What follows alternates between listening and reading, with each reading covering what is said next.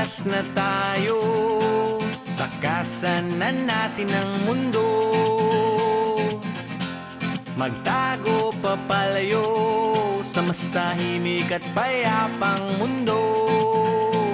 Umubulong ang hanging amihan at huni ng ibon. Dumudulog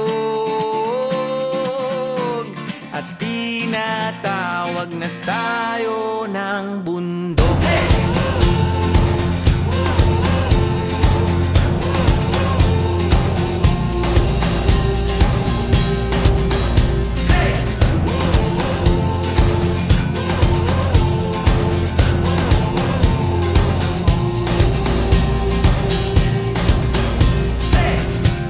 Tumakas na tayo, palayo sa mar